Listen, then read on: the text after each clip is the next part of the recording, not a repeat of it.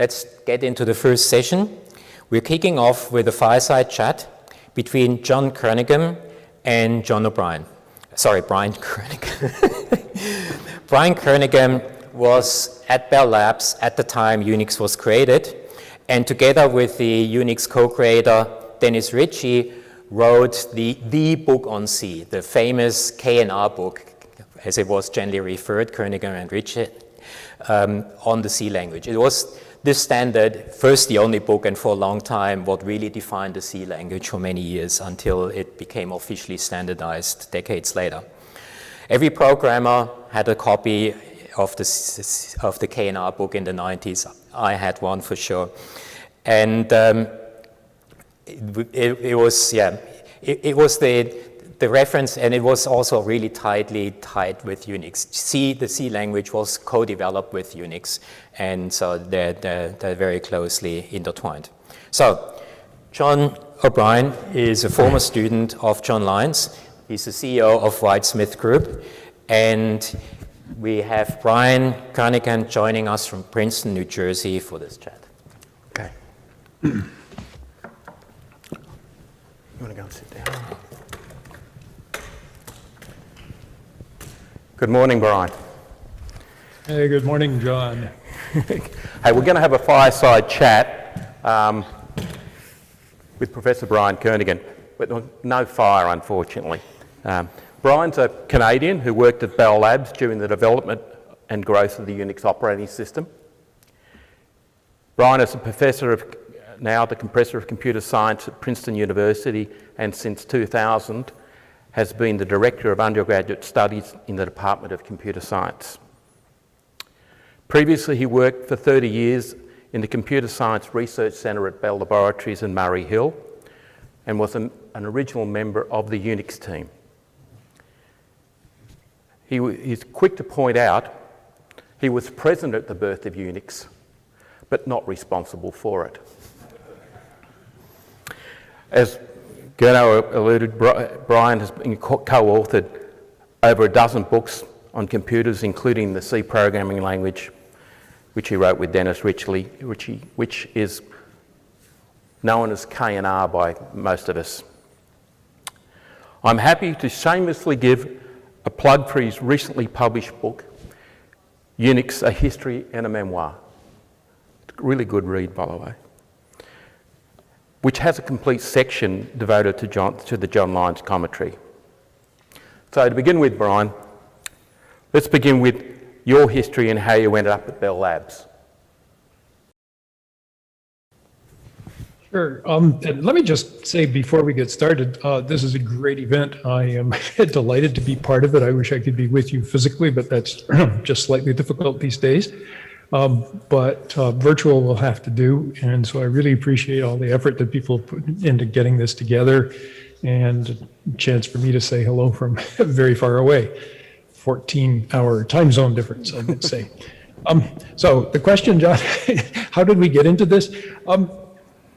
I guess it starts with me being a graduate student at Princeton back in the mid-1960s. I was there, and I spent one summer working at MIT, Project Mac, which was the beginning of the Multics experience.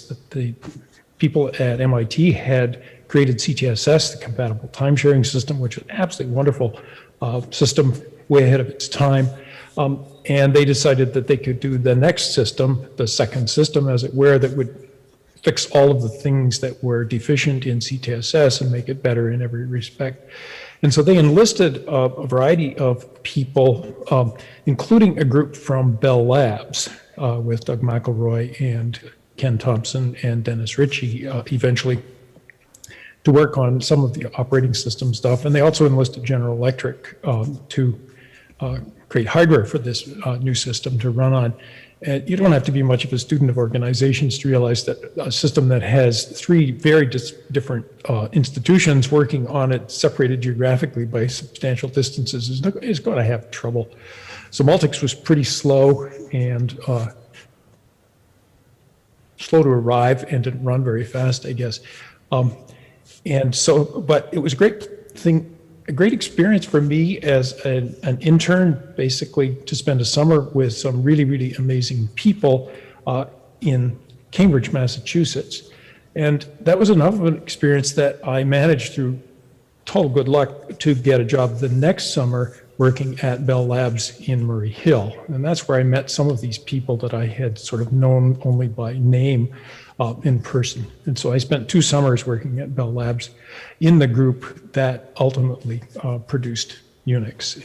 And as Garrett said, present at the creation, but not responsible for any part of it. And I had such a good time in those 2 internships that when I finally got out of school, I simply went to Bell Labs immediately. I never interviewed any other place. And that turned out, in hindsight, to be quite a good decision, or at least a very lucky one. How was it that your good friend Dick Hamming was a catalyst for your first published book?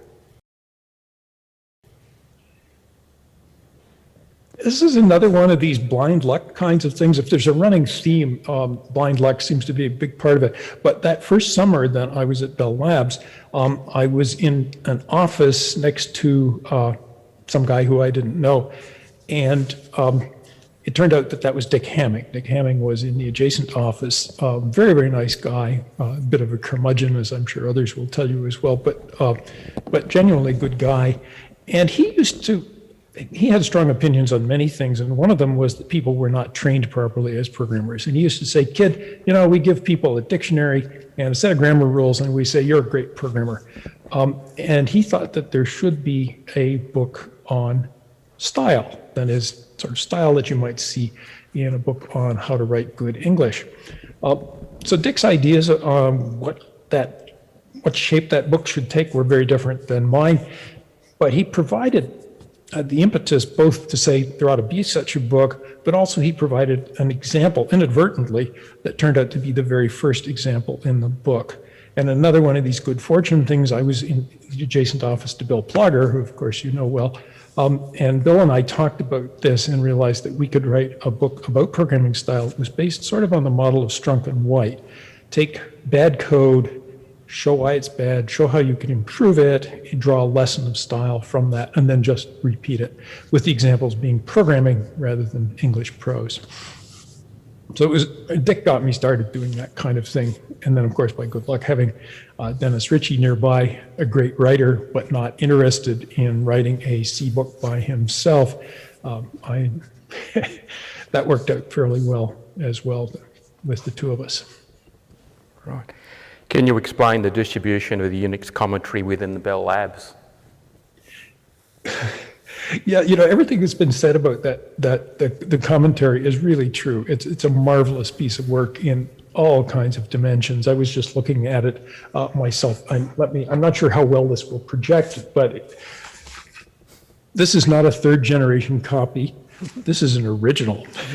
So I'm sure it's priceless. Unfortunately, it's sort of falling apart, but if you look very carefully, and I don't know where we can see it, this is a numbered copy.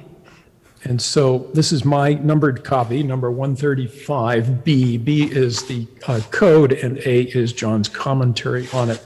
And so I have this as a precious artifact that I had, in effect, to sign away my life to get it back. And it says it's proprietary property of Bell Labs, to be used only by authorized Bell Labs employees only, and prohibited distribution, the whole thing. In other words, all of the things that people did when they couldn't get the originals by making copies and so on, that was all part of the distribution. And what Ken said about it is that it really, really is a wonderful description of how a real operating system works. Now, I'm not an operating system person, but I look at that and I can see how things go. I was just a few minutes ago looking at, for example, the pipe system call, which is one of the fundamental things in Unix, and it's amazing. It fits basically on one of those pages very comfortably. And so the publication finally of this one, with the quote from Ken at the top and the 2 people making obviously illicit copies, is a really accurate image for what's going on in that. So I think it was widely read inside Bell Labs by a variety of people. I think the comment from Ken that says that John knew more about the system than Ken did, perhaps exaggerated, but maybe not much. I'm certainly, John thought about it very, very deeply and well to be able to write it out so clearly as he did. Could you tell us about what the environment at Bell Labs was like in 1978 when John arrived for his first sabbatical? Yeah, the Bell Labs, I would say that it was sort of a golden age at that point. I arrived at Bell Labs permanently in early '69, so just sort of 8 or 9 years before that, when Unix was just at that point a gleam in Ken's eye, I guess, perhaps. But over the next 5, 6, 7 years, the system grew in capability. It got smoother and smoother, and there were these regular editions of the system that came out. And the one that John imported to Australia was a 5th edition, and then that was probably around 1973 or thereabouts, or 74 when he got it, perhaps. And then the 6th edition, which is in some sense the nice, best version, maximum bang for the buck, was in 1975. And that's the one that John wrote about. The environment that led to that was, I think, remarkably good. The labs was a very free and easy place to work. People worked on whatever they found interesting. There were no goals and objectives and things of that sort. You didn't have to justify what you worked on. Once a year, you tell your management what you did that year, and they would decide how much more to pay you next year. But a very, very long-term ability to work on things, and I think that paid off very well. It was a young time in computing. It was very early in the history of computing, and obviously what Unix did was to provide a vehicle where people who had any kind of idea in computing could do something very quickly. And so it led to a flourishing of programming languages, like C, obviously, but several others that went along at the same time. Tools of all sorts. The Unix tools philosophy is an example of that. Small tools like grep, and larger tools like Yak for creating compilers, parsers. All of those things kind of fed on each other. And so it was a bunch of virtuous cycles, if you like, of people building on what other people did. And it was a very good environment in the sense that if you built something, the ethos was you'd offer it to other people and see what they thought, and they would tell you what they thought, sometimes quite directly. And that led to things getting better. And that was true not only for the programs, but it also turned out to be very true for documentation. And so people would write descriptions of what they were doing. And those too would be subject to that kind of feedback, which would improve them. And I think that what John was doing with the commentary fit nicely into that kind of environment where people would write down something, how to do something in a form that might be useful, and then others would look at it and perhaps help to improve it. It was a compact group in the physical sense that we were all in a relatively close together environment in sort of one or two wings of a building. And it was, fundamentally, it was just a lot of fun to work there. It was the kind of place where you wanted to get in there in the morning and start doing things, and you were kind of reluctant to leave at dinner time. And in fact, there were people who didn't leave. Some who worked longer and longer and longer hours, sort of precessed. Ken was a nice example of somebody who precessed. His days were longer than 24 hours. And so it was just a great fun place to be because of the combination of the people and the interesting stuff to work on. Can you give us a bit of the history of some of the key ideas that went into Unix, like, Doug McElroy and pipes and... Right. I think that there are, I don't know, make up a number, half a dozen key ideas that in various ways show up. We've talked about pipes, and that's an absolutely fundamental one. That was, I think, unique to Unix. The idea of pipes, that is, take the output of one program and very conveniently, notationally, send that to the input of another program. That's something that Doug had been thinking about for a very long time. And at some point, Ken figured out how to make it work. And we go back to looking at it in the code, and it's not very much code once you figured it out. And someone had that notational idea, and I don't know who it was, whether it was Ken or Doug or somebody else, with the vertical bar that says program on the left, output goes into program on the right. And that combination of it really worked well, and the notation was just so easy, led to a bunch of invention of mechanisms that people use to run assemblages of programs. It gave you a new way of thinking about programming. So there's an example of a mechanism, a new paradigm of programming. It built on another useful Unix idea of the ability to redirect input and output, so that you could take the output of a program that might have come out on a terminal and you could send it into a file without any special arrangement. And in fact, the program itself didn't know that its output was going to a file. It was just writing output, and the shell, another idea, the programmable separable shell, just a user program, took care of the redirection. That was the output side, same thing on the input side. And so that meant that it was already possible to connect programs together. The pipe mechanism just made it cleaner. And of course, underlying that was that you could connect things together very nicely because they shared a common representation of information. Everything was just a sequence of bytes. Bytes had no structure that was enforced by or even known about by the operating system. The individual programs knew about the structure, perhaps, but as far as the operating system was concerned, files were just bytes. And that was a really big simplification over at least commercial operating systems of the time. So that's another idea. So what have we got? We got pipes, indirect redirection of I/O, data type, uniform data type of files, programmable shell. And then there were other things that sort of came along that were a part of that, and perhaps not. And many of these things, I should say, came from Multics in some form. Multics was a source of inspiration for a lot of these things. But another one was regular expressions, the ability to write down patterns of text that then could be used as shorthands for example, collecting lists of file names or looking for interesting patterns in actual text. And so that's another idea, not so much operating system, but a way of thinking about how do you process information. That was an integral part of Unix.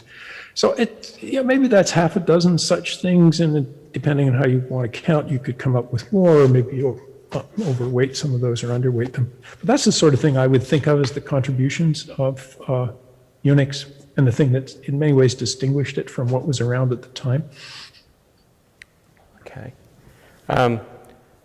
What was the Unix implementation like when your fellow, John moved in next door to you, or across the hall in the labs, when he went there for his first sabbatical in 1978?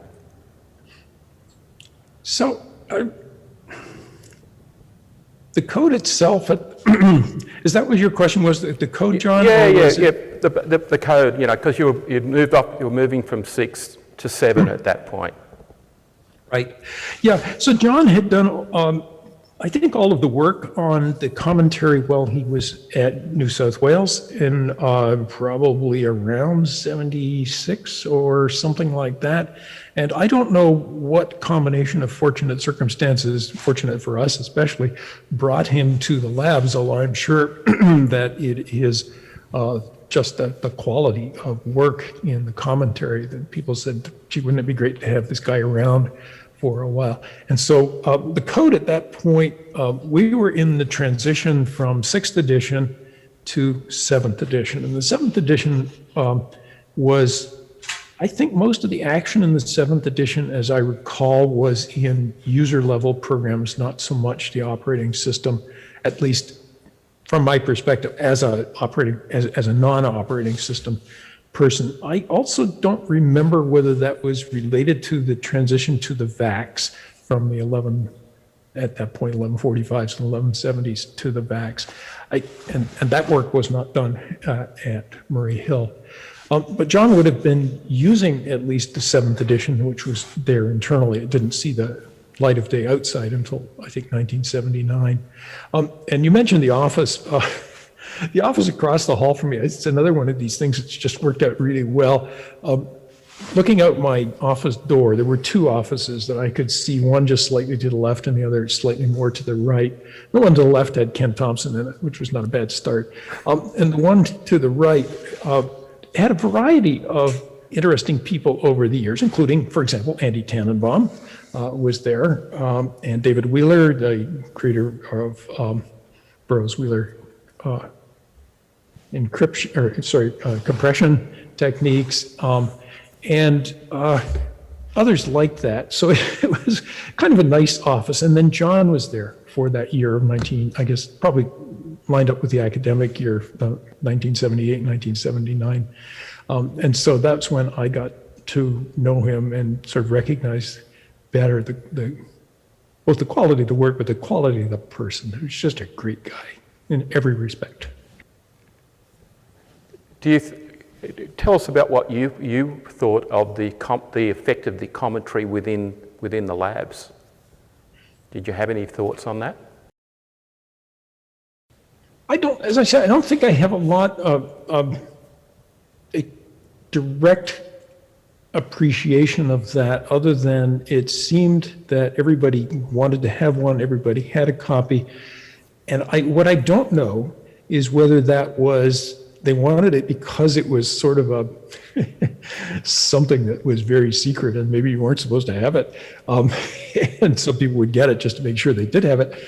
Or whether it was actually being used as something for studying the innards of the operating system. Certainly in my case, I wasn't studying operating systems. I found it intriguing. I would dip in every once in a while and look at something, but at least personally, it was not the center of my work. I think it probably was for others who were more into the operating system itself. I think probably the primary influence is external, and that was hinted at earlier, that people would make copies and copies of copies and so on down to the 3rd or 4th generation. And that's just, it was being very widely used. And the thing that made it, I think, particularly important was that it was used in schools, that it was meant by John as a teaching mechanism, and in the hands of a good instructor, it would be absolutely great way to learn about what's really in an operating system, how does it work. And so I think the primary influence would be outside of the labs rather than inside. Now, there were a lot of other people in Bell Labs doing operating system work, for example, the System 5 work. And so it probably was used there too, but I don't have a first-hand experience of that. Okay. You've been to Australia once. Tell us about your trip in 1984. Oh man, I wish you guys weren't so far away. I was in Australia for 2 weeks in 1984. I spent 3 days of those 2 weeks on airplanes, which is, you could tell, already a bad start. But the conference itself, John did the technical organization of that, and I've forgotten who the entrepreneur was, the kind of logistics and so on. But they put it in the Sydney Opera House, and you've got to admit that's a venue that's hard to beat.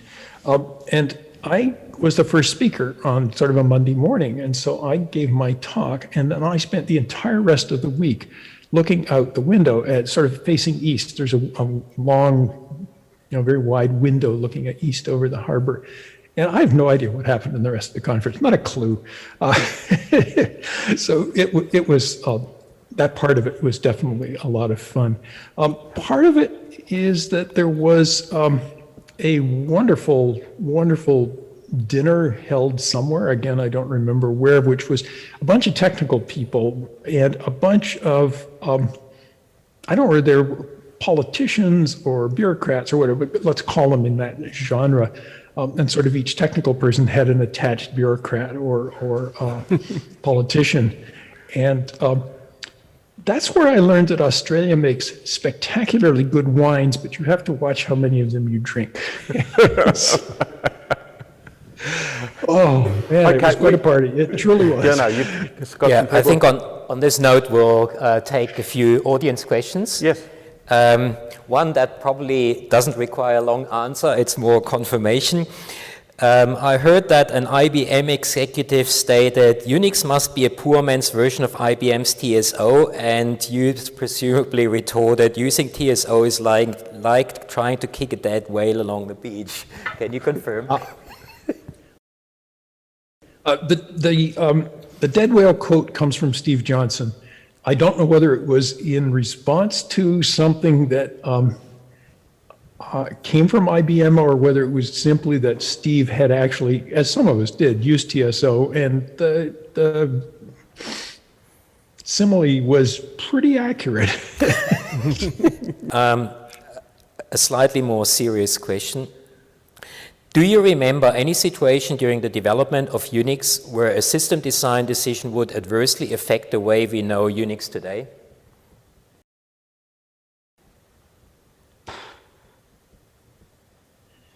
I don't think, I'm at a disadvantage there because I really didn't have anything to do with the kernel.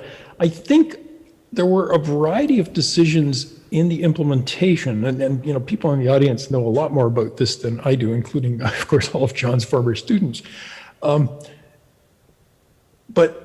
many of the mechanisms in Unix in the early days were intentionally simple. I mean, you didn't have very much memory, you didn't have very much processor time, you wanted the simplest possible algorithm that you could put together. So often things would be linear search over some array rather than a more complicated data structure. And it's possible that those things painted you into a corner later on where you then had to do something to get around it. But in the early days, I simply don't know of any other kinds of things of that sort. So it's kind of a weak answer, I fear. I will plead, I don't do that for a living. So Ken Johnson was asked at some stage whether he would do anything different in hindsight, and his answer was famously, I would spell create with an E. Yeah. For those who don't know the original Unix that much, this is in reference to everything being very terse. Most commands had 2 letters, system calls generally no more than 4, and so open fits in 4 letters, whereas file create does not, so you drop the E. And final audience question, with the increasing complexity of modern systems, do you think that today's software developers understand the Unix philosophy and follow that philosophy?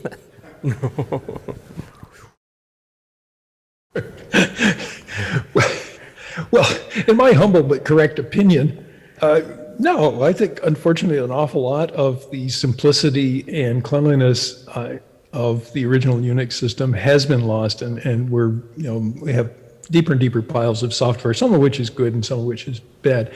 In fairness, the world is more complicated today than it was 50 years ago when Unix came along. We have to worry about networking. That's complexity and right there.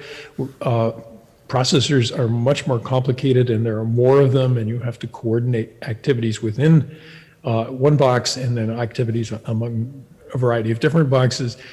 And so all of those things make systems necessarily somewhat more complicated, but at the same time, and here I speak mostly from the user level, I think a lot of user level software is much more complicated and messy than it needs to be. And this is something Rob Pike could weigh in on very effectively. But I look at a command like ls, which is supposed to list the files in the current directory, and it has not quite, but almost used every single uppercase and lowercase letter and digit to mean something as an option. That doesn't seem right to me. But, you know, I was alive when dinosaurs still walked the earth, so it's okay. Of course, at UNSW, we are one of the centers of microkernel research, and we very much believe in simplicity, so it lives on, at least in some contexts. Okay. Brian, have you got any last words that you want to convey? Again, let me say, I'm delighted you folks are putting this on. John was just a wonderful person. I want to say thank you to Marianne. I remember vividly a dinner at your home with John, and the visit was complicated because I had to drive across Sydney in the dark to get there on the wrong side of the road. Sorry, folks. Using a map, a physical map on my lap. And then after this wonderful dinner, got back in my car and discovered I was sharing it with a fairly large spider. And essentially every wildlife entity in Australia is poisonous, and I really freaked. But I think I killed it and then drove back across Sydney. So, a wonderful time, and I really truly appreciate everything that's going on here. I wish you the best for the rest of the gathering. On behalf of the John Lyons Chair, I would like to thank you for your participation this evening, your time. Thank you very much, and I hope you and your wife have a great vacation. Thank you, John.